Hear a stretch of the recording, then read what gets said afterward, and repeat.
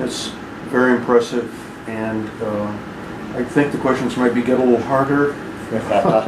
Then I'll answer a different question. That's what professors do. See, you know that. Well, this one, what do you see as the key areas of future research in the field of marketing? Well, I forgot to bring my crystal ball when I came to this conference. So I watched a basketball game last night to see if that would stimulate me. Unfortunately, I found no real moments of truth in that either. That Rajan Varadarajan is talking about marketing strategy 1.0, 2.0, and 3.0. When he talks about that, marketing strategy 1.0 is the strategy research and strategy concepts that rely on existing theories and rely on, or more or less incremental extensions of research. But these are enduring things. Certainly, when you think about the core activities of marketing, segmentation, targeting, positioning, the 4 Ps are never going to go away. Now, the way in which they are executed may change dramatically, and certainly we have seen a lot of dramatic changes in those over the years. So I think that we're going to need to find better segmentation models. I think we're going to find, we've already found, and it continues to evolve, both better distribution models.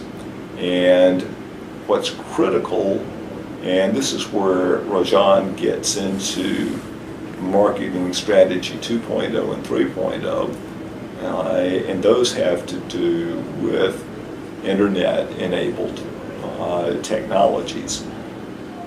Promotion, I think the face of promotion is going to change dramatically as a result of the online communities that are emerging. And what that means is we're going to need new research designs, new ways of collecting data, maybe new ways of analyzing data to really understand how those, or how effective the different types of internet-enabled promotion and social media are utilized and fit with the particular strategy, marketing strategy of an organization. One of the themes of my research is based on configuration theory, and what I've been looking at is what type of marketing organization and activities fits with different business strategies. And we have been using fairly traditional types of organizational models and marketing strategy models and Salesforce compensation models and things like that. I think in many ways, we're a little bit behind the curve on that, and we need to get out and do more field work to understand what the variety of configurations within each one of those categories is, so that when we do our research, it reflects the theories that are actually in use, the organizational theories that are actually in use, rather than the old organizational theories where if you look at centralization versus decentralization, or hierarchy versus organic, and things like that.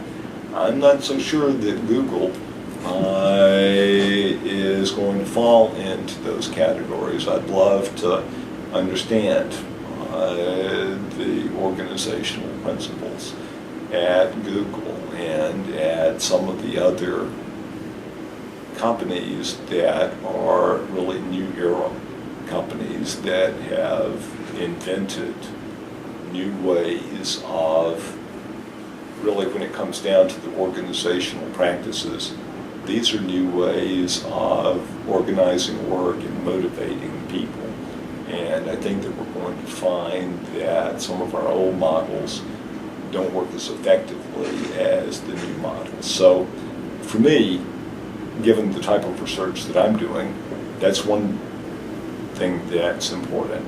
I think the nature of being market-oriented is going to change as well. If you take a look at the items on either the Jaworski and Coley scale or the Narver and Slater scale, those are 1980 items because they were both published in 1990. So we were doing the research that led to the publication of those studies based on that very early. 1980s is a long time ago in terms of internet years. So I think we've got to take a look and figure out ways to update the scales rather than making minor modifications to improve the psychometric properties of the existing scales. This is very interesting insights, and I really appreciate the overall arching idea that you have communicated, that while the foundations of marketing, some of the basic principles may not change, it's possible everything else is going to change in the meantime. So, right. Very interesting. Now, what advice would you give to young faculty?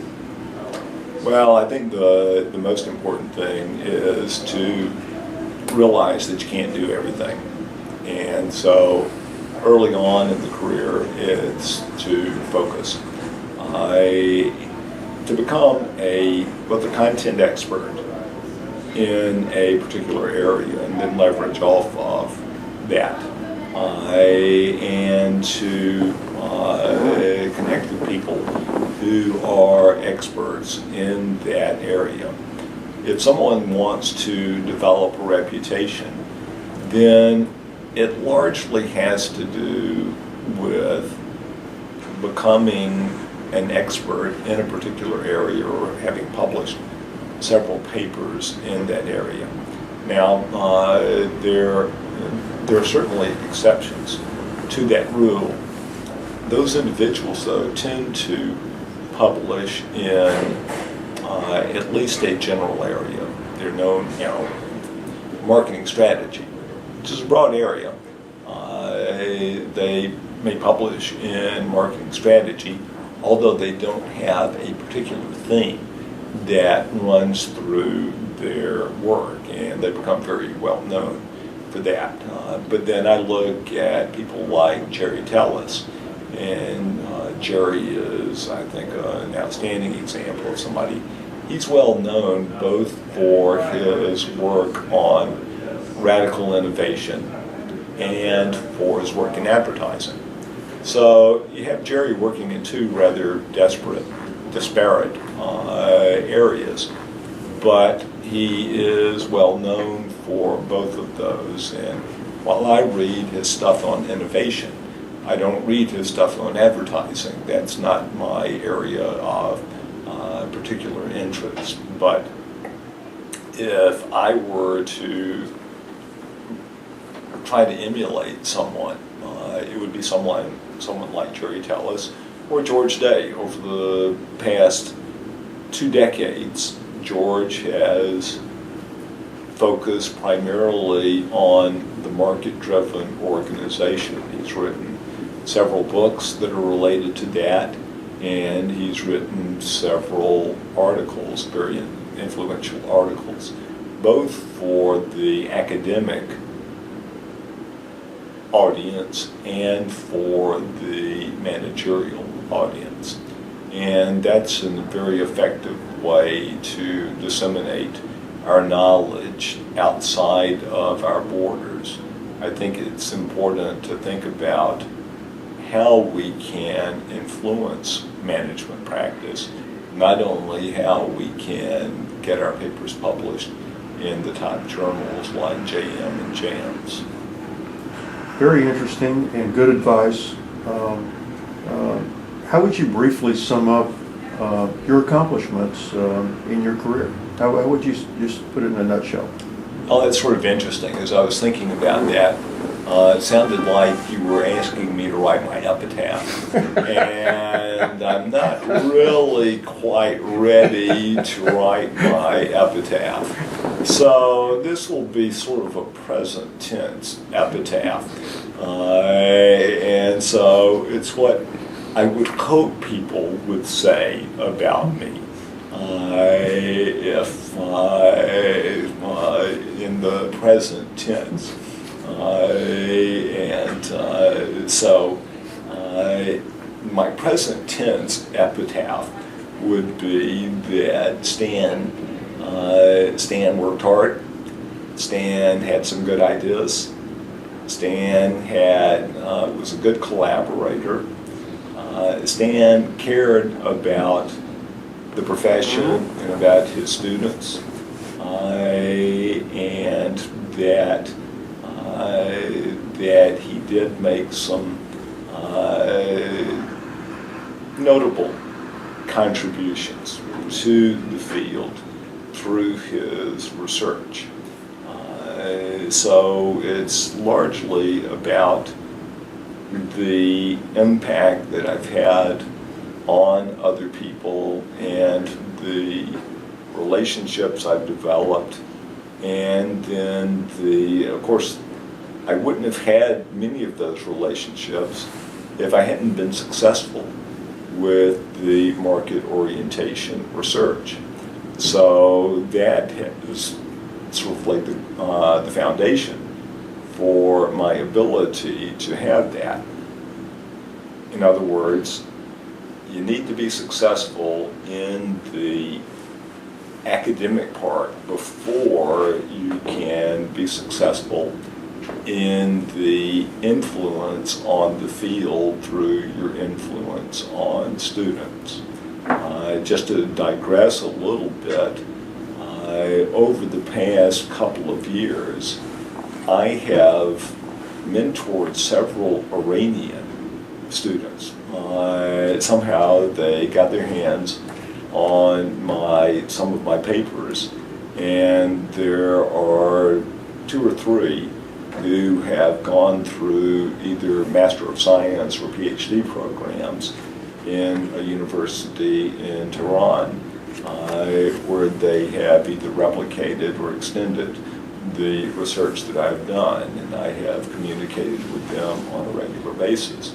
So I like to think that I have made some small contribution to improving U.S.-Iranian relationships. I don't think that if I was still working in brand management at Coors, I would have had that opportunity. So that would be a tiny little piece on my epitaph. Stan made some very little contributions to improving U.S.-Iranian relationships. Thank you, Stan, and I know that everyone's going to gain from your insights, and you have had an incredible career, and we know there's much more coming up in the future. So thank you for being with us today. Thank you so much, OC, and thank you, Academy of Marketing Science. It's been a great relationship, both with you and with the Academy. Thank you, Stan.